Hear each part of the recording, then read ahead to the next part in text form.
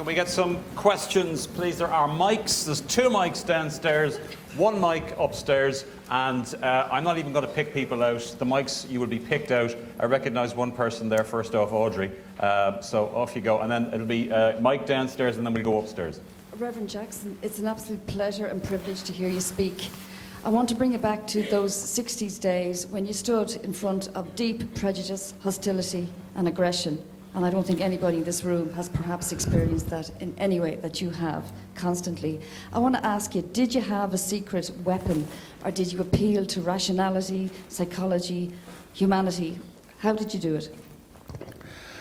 The secret weapon was the desire for dignity and overcoming fear. People of control are kept in their place by fear. Fear I will lose my job, can't pay my bills. That's why usually debt-bound adults don't lead struggles. They have to take into account how much debt I'm in. I might lose my credit card, I might lose my house, my car, and so those are dulling influences on being changes. That's why usually students without those burdens become the sources of change in that sense. And so it is on the one hand to die for dignity because my father had to sit behind the Nazis. I can use the public library. And so the oppressive laws was a factor. Hope was a factor in this. And then once the money of the oppressor cannot purchase you, and once the fear of death does not intimidate you, and jail cells don't intimidate you, then you've essentially disarmed the oppressor. Kind of what we saw in Egypt. You know, we don't want your money, we want dignity. We want you to go. We're not afraid to go to jail. We'll celebrate in jail. We're not afraid to die. The cause is worth it. So somewhere between dignity and sacrifice and hope, these weapons offset the guns, the money, and the threats. And each time we won one battle, another battle was before us. Some of you can't see around the corner until you get to the curve. Each time we got to one battle, we would see another battle emerging. And so the struggle is my life. Okay, off you go. What you said about debt really speaks to me, and an activist community that I'm listening a lot to lately is the people who are trying to discharge student loan debt in the U.S., and I'm wondering what you would advise that community in terms of a generation of educated people who are numbed by debt now and cannot get out from under it. Today in America, student loan debt is greater than credit card debt. Students graduate with a guaranteed debt without a guaranteed job. And of course, those who go to med school and law school come out with $200,000 debts, huge debts. But there's this deafening silence. What students did in Britain is the way to fight back. The student protests will bring about the change because students now have the right to protest and vote. When we were protesting in the South, that's the only weapon that we had. In 1965, we went to Selma. Blacks couldn't vote. It was not commonly known white women couldn't serve on juries. And they had adjusted. Farmers who couldn't pay poll taxes couldn't vote. So our right to vote included them. Then by 1970, 18-year-olds, we said, if you're old enough to serve in Vietnam, you're old enough to vote.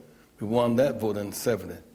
Then in 74, we won a legal case where you can vote residents where you attend school.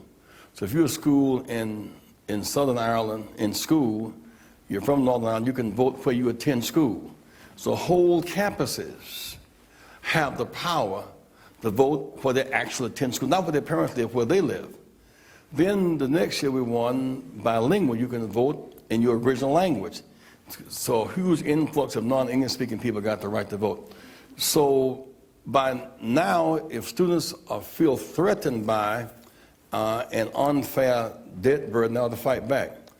The banks that got bailed out for 0% interest were charging 6 and 7% to students. They were making a fee off of free money. And yet there's been a reluctance to fight back. And if you take you move in the spirit of these times, whether it is in London, or whether it's in the Yemen, or Tunisia, or Britain, Egypt. It's time for those who feel oppressed by this. Then the latest austerity budget cuts Pell Grants. It's going to make it even more difficult. And the poorer students will be even less able to get a college education. Even those who are middle class are going to be catching it tough, but you'll have many able poor students who have everything except access to education. And from where I stand, that's worth the fight. Let's go upstairs. Yeah, thank you. Hello, thank you again for a wonderful talk. My question really is an outsider's view of US politics, and it's one that would have regarded your rainbow movement of the 1980s as a very significant, almost surprising development in the USA of mobilizing across racial lines, all those groups, I suppose, who had lacked in power and were lacking in economic terms, socioeconomic terms as well. And here we are 20 plus years later, in Europe as well as in North America, we find that socioeconomic inequalities, as measured by the gaps between the top 5 to 10% and the rest of the population, are even greater than they were back in the 80s. And my question really is, do you think that the possibilities of the Rainbow Coalition can be realized? Are those aims and objectives still as valid and expressed in the way they were during your time in the 1980s with the Rainbow Movement, that they're more pressing and more, but are they likely to be realized through the major political parties, or must there be a candidate from outside? Because I would see a very, very big difference in terms of socioeconomic policies between what your Rainbow Coalition represented and what is the kind of socioeconomic policies represented by President Obama. Our struggle up to the 80s was a fight for freedom. Freedom only cost those who denied freedom the challenge to end barbarity, to end indecency, where you cannot use public facilities because of race or the like. But today it's interesting that the struggle in Ireland, as you fight for economic security and fight for disadvantaged children, fight for protecting wages of workers, and those in South Africa who now are free and have all these officials out front, but 10% of the population controls 80% of the land and 70% of the income and all of the bank cartel and the shipping, are those who are fighting for tuition that's affordable in Britain, are those fighting for economic security in Egypt.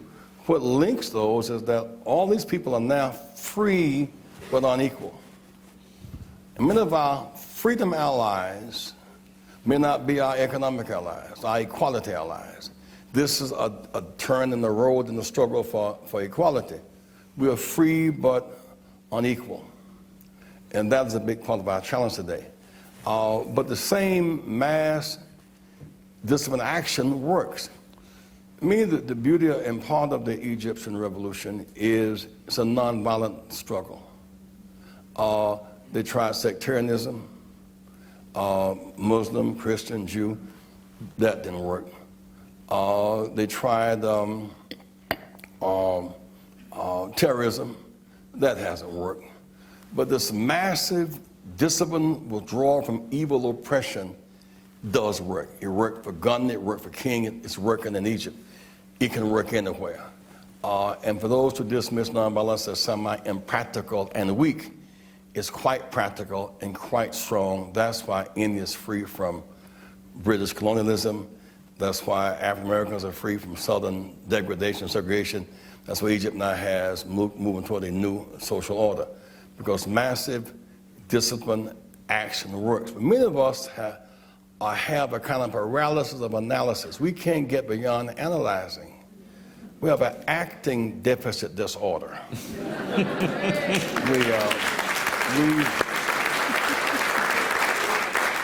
We kind of know everything and march about nothing protest about nothing and do not seize in the dramatic way where opportunity may be. That's why I keep coming back to the travelers in this place where 14 families are living in misery. You know, if 400 of you were to go to that place, cameras would show up, writers would show up, the government would be embarrassed, which is a weapon. Other people who believe in common decency would join you. That's all of a sudden you have a mass movement. And it starts with how you treat the least of these. The vulnerability of the poor is the grist of your moral wheel to make your stuff happen. And so that's what we did for the freedom struggle. Now, and the other thing about the struggle in Egypt that occurs to me is that up until this time, we've been fighting to end racial apartheid in South America and in South Africa. We've been fighting to end invasion, as in Hussein and Kuwait, or Germany, as the case may be. We've been fighting to end colonialism, fighting in occupation. For the most part, we've won those battles against invasion, for the most part, occupation, racial separation. Now the issue now is this huge gap between the surplus culture that has more than it needs, the deficit culture that has less than it needs. And most of those in surplus culture are not that because they're manufacturing or producing something. Money is making money and using money at the expense of working class people. So we've globalized capital.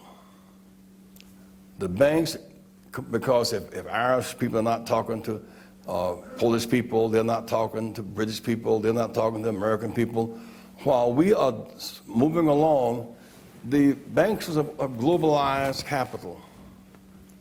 We've not globalized human rights, not globalized workers' rights, no women's rights, no children's rights, no environmental security, no gay rights. Once we globalize and create an even playing field for our humanity, we begin to go on the move. Right now, in the absence of our acting, they're using labor as scapegoat. The reason we're in trouble is because labor wants livable wages. The reason we're in trouble because the bus drivers, the public sector, they're going to solve unemployment by laying off workers. Mass transit jobs are green jobs. 50 folk on a train as opposed to 50 cars is a green job. Every time I go, they're laying off transit workers, cutting service and raising fees. At some point, we must see that public workers on the attack, labor on the attack, must counterattack and fight back, and do it in a way that inspires the masses to join the rightness of our cause.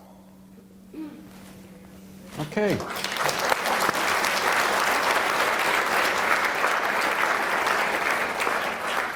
Reverend, it's a huge privilege to see you, and I'm just sorry that my son, who was sick tonight, couldn't make it because I think it's a historic night in Dublin. But could I just ask, well, I think if you said nothing apart from what you said in the last 24 hours about people voting not out of anger but voting with passion, I think that struck a real chord with people in this country in the last 24 hours. And I'm very concerned, as are many people in this hall, that inequality, what you've spoken about earlier on, has become so ingrained in our culture, and the politics of the right have become so ingrained that maybe tonight we're a little bit depressed because it looks like we're about to change one right-wing inequality-committed group with another inequality-committed leadership. And I think there's a sense that in the next 2 weeks we've got to do something, and I just wonder if you can give us any inspiration as to how we can go and do that and win the fight, and the importance of being united in terms of what we want, rather than constantly splintering and looking for the differences on our side of the house and allowing the right to dominate because we do that. Well,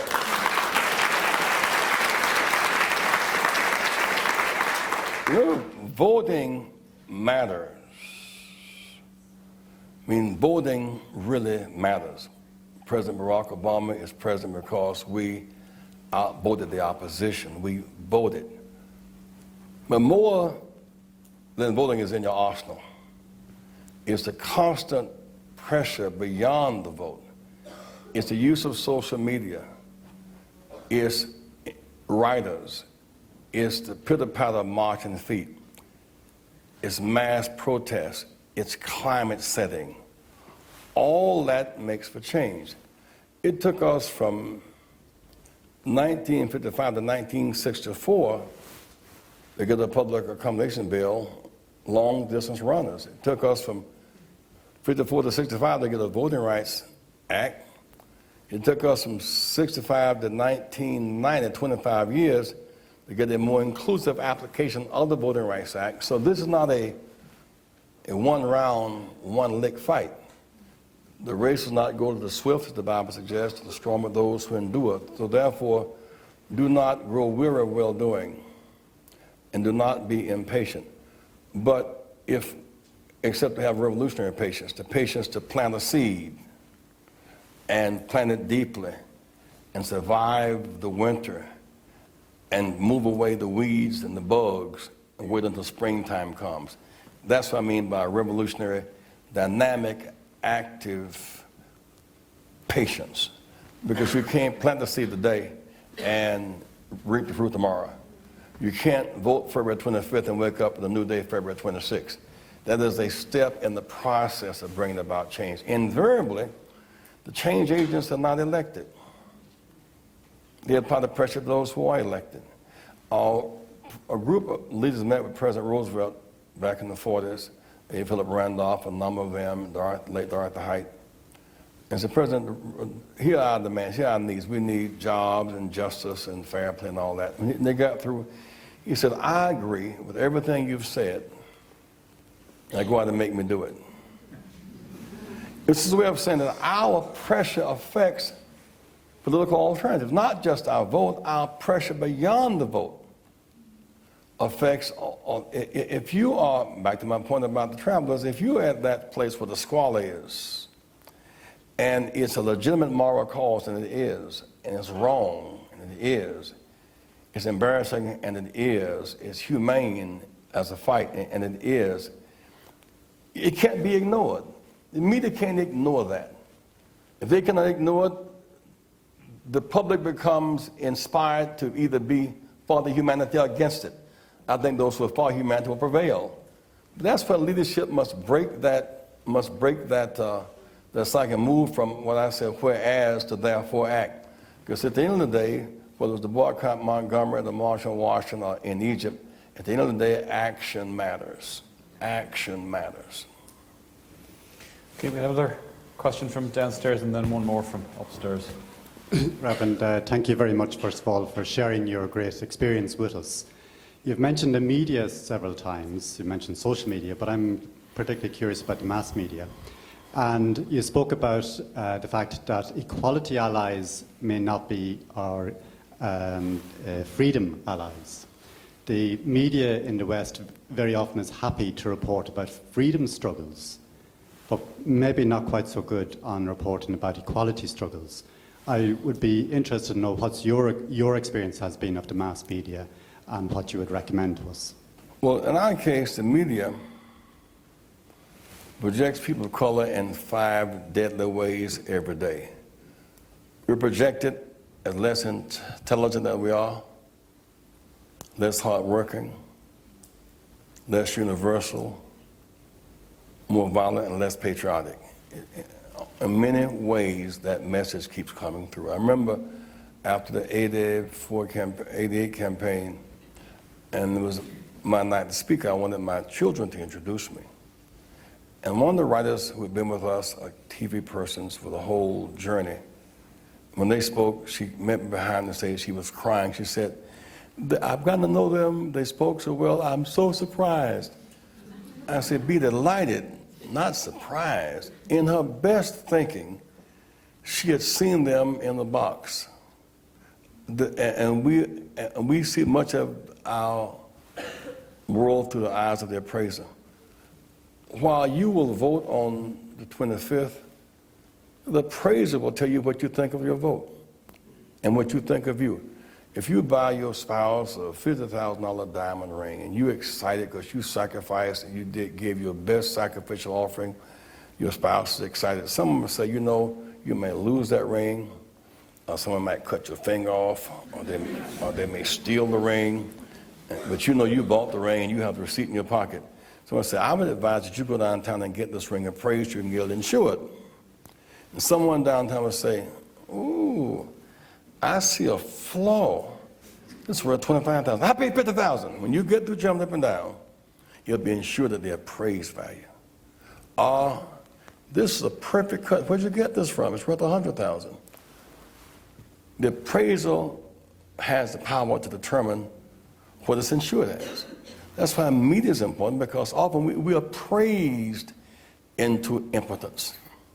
We're devalued by the opinion of media views of us, and they lock us in.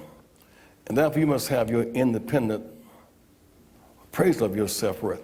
It's the biblical story that the spies were sent out to the land God had promised. And they saw everything God promised. They saw the flowing waters and the green grass and the fruits and all of it. They said, well, we saw all that God promised, but we saw giants in the land. And we felt as grasshoppers unto ourselves and saw them as giants. They too were giants and had God's promise, but they had a grasshopper complex. And many who develop the grasshopper complex act in the mean ways because they've been appraised and devalued downward. You have the power to change Ireland for the better. You represent Ireland's hope, because you would dare leave the night and come to a meeting to hear some challenge. You want to do something. Well, do it. Well, act. Make it happen. If they proposed to cut workers' wages, you fight to expand their wages and make your case before the media, mass media, social media, and streets. The word gets out, you know, that they're demonstrating in Egypt, and there's a mass march in Tunisia and Yemen, You know, in Ireland they move in too. I mean, join the global protest for equality. Not their redress, and not their address, not their analysis. Join the mass action for economic justice, because wherever you land, they are diminishing unions as somehow the reason why the economy collapsed. Wherever you go, the bankers got bailed out without any punishment, only with cushion. So the system is the same. Am I making sense, you guys? Yes. And so it is, and is that, and when your case is morally right, and you are free of the fear, good things come your way. I mean, that's your best shot, when you're morally right. Now, Dr. King would often put it this way: vanity asks the question, is it popular? We all would appreciate being received, may or may not be popular. Politics asks the question, can it work? How can I win? Conscience asks, is it right?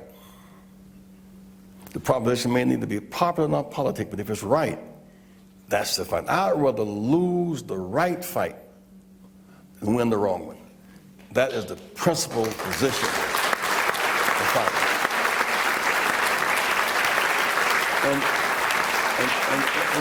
And in the end, what it is remote as winning. I mean, South Africa had nuclear weapons.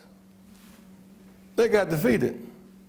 Mubarak got a standing army. They joined the demonstrations.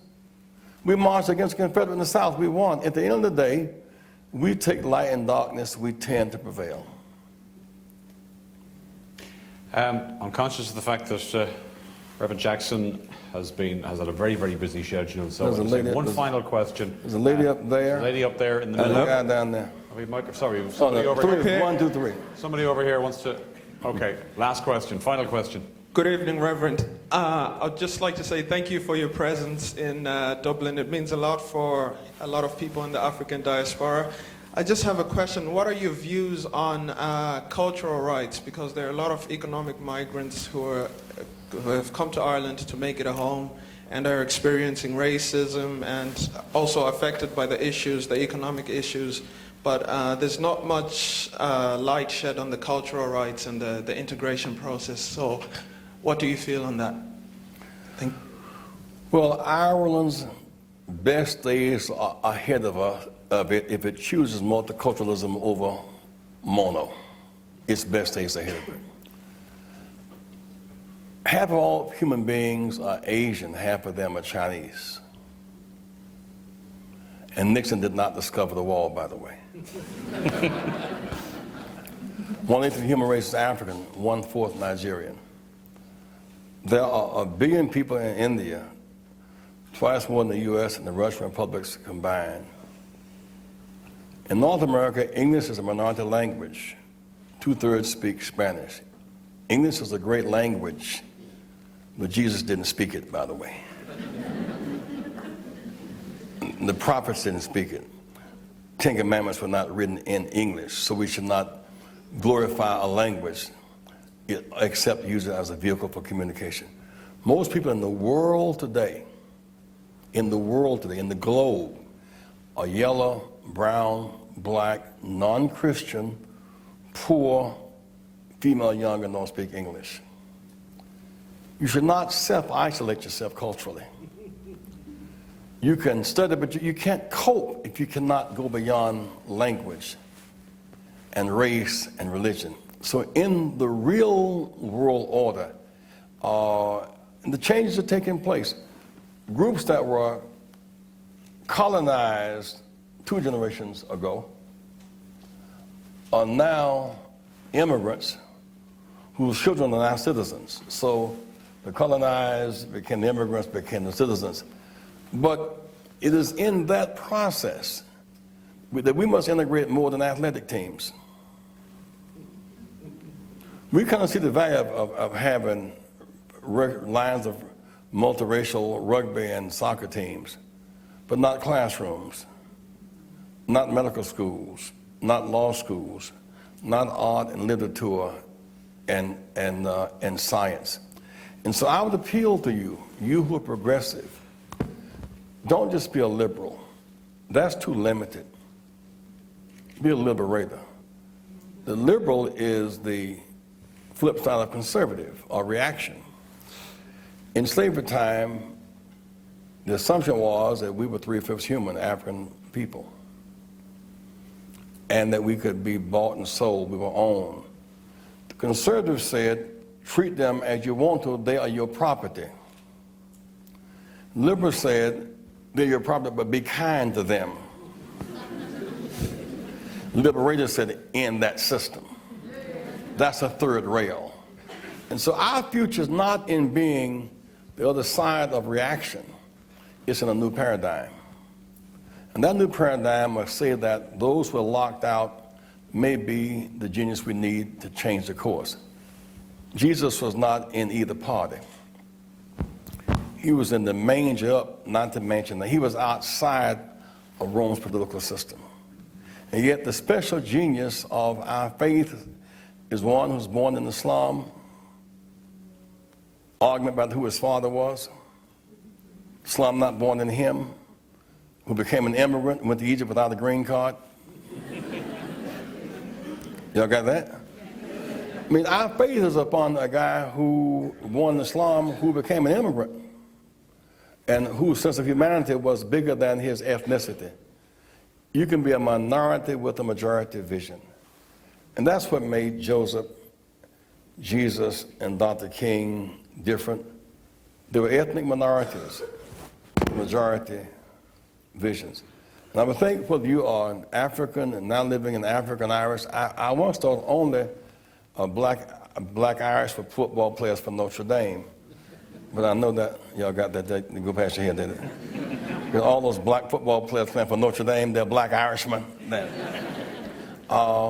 But the way you make your way in, no matter what people may think about you as they prejudge you, whoever can come up with the cure for AIDS, gonna get an audience.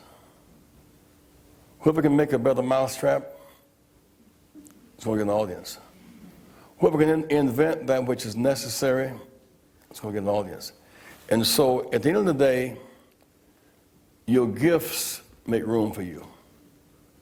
So cultivate your gifts. Don't be preoccupied with others think about you, because they can grow out of that. And I say to others of you, at the crossroads of life and the choices between getting even and getting ahead, go ahead. Forward by hope and not backwards by fear. Thank you very much.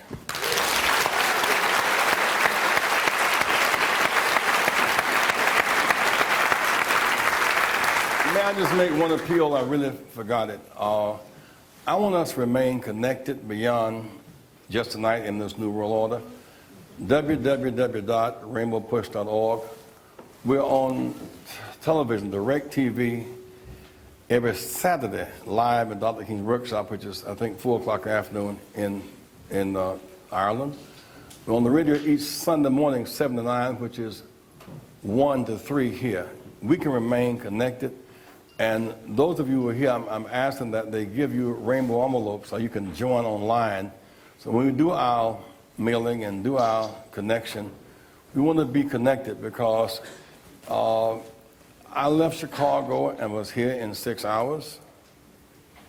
If I leave New York, going to LA, we're there in 6 hours.